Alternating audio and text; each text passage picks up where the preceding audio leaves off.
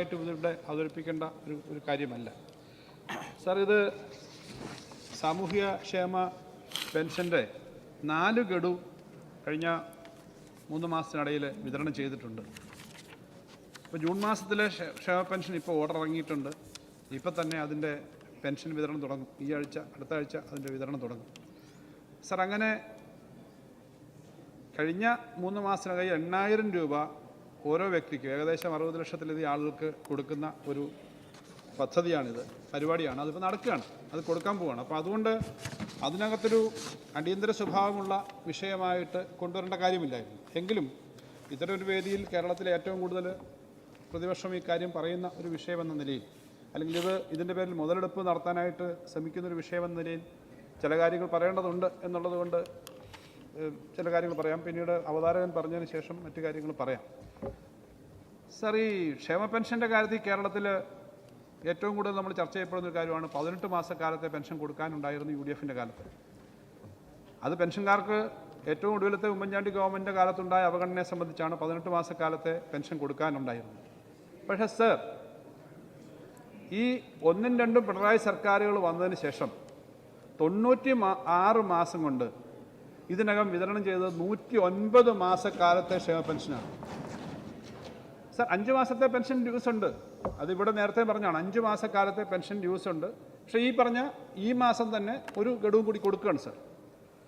ഇതിനകത്ത് കൃത്യമായിട്ടുള്ള നിലപാട് തന്നെ സർക്കാരിനുണ്ട്. ബഡ്ജറ്റിനകത്ത് പറഞ്ഞത്, ഈ പ്രമേയാവതാരകൻ പറഞ്ഞൊരു വിഷയം, അദ്ദേഹം പറയുന്നത് ഈ ബഡ്ജറ്റ് ഏപ്രിൽ 24 മുതൽ സാമൂഹ്യ സുരക്ഷാ പെൻഷൻ കുടിശ്ശിക തീർത്ത് സമയബന്ധിതമായി നൽകും എന്ന് പറഞ്ഞിട്ടുണ്ട് എന്നാണ്. പക്ഷേ ബഡ്ജറ്റിനകത്ത് പറഞ്ഞത്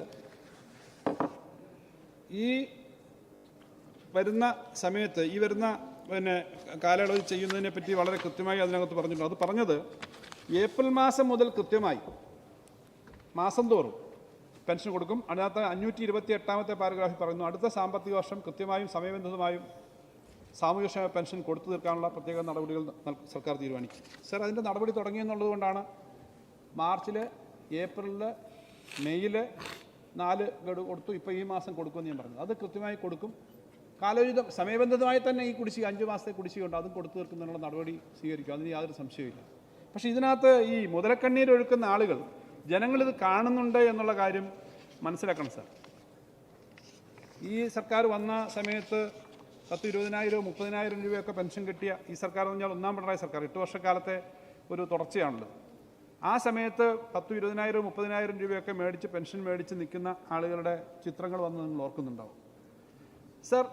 ഇത് ചെയ്യുമ്പോൾ തന്നെ സംസ്ഥാന സർക്കാർ എന്താ നേരിടുന്നതെന്നുള്ളത് ഇവിടെയുള്ള എല്ലാവർക്കും അറിയാം സാർ. ഇത് സംസ്ഥാന സർക്കാർ തനത് വരുമാനം വർദ്ധിപ്പിക്കുന്ന സമയത്ത് തന്നെ മറുവശത്തു കൂടി അതിശക്തമായ ആക്രമണം, കേന്ദ്രത്തിൻ്റെ നിലപാടുകൾ കാരണം സംസ്ഥാനത്തിന് കിട്ടാനുള്ളത് കിട്ടുന്നില്ല എന്നുള്ള കാര്യം നമുക്കറിയാം സാർ. ഇക്കാര്യത്തിനകത്ത് രാഷ്ട്രീയമായ എതിർചേരിയിലാണെങ്കിലും ഇക്കാര്യങ്ങൾ ഒരുമിച്ച് ചേർന്ന് സംരക്ഷിക്കേണ്ടവരാണ് നമ്മളെന്നാണ് ഞങ്ങൾ വിശ്വസിക്കുന്നത്.